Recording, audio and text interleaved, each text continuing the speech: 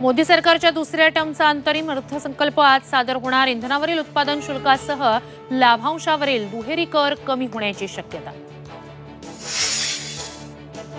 निवडणूक पूर्व अंतरिम अर्थसंकल्पात लोकप्रिय घोषणा होण्याची शक्यता। किसान सन्मानचा निधी 8,000 वर नेण्याचे अर्थ मंत्रालयाचे संकेत।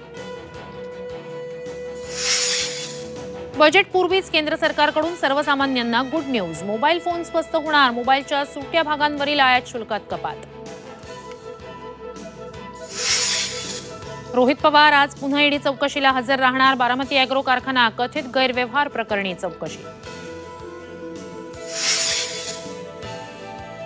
उद्धव ठाकरे आजपासून रायगड दौऱ्यावर 2 दिवसात घेणार 6 सभा। जनसंवाद यात्रेतून साधणार जनतेशी संवाद। तटकरे गोगावल्यांबाबत काय बोलणार याकडे लक्ष।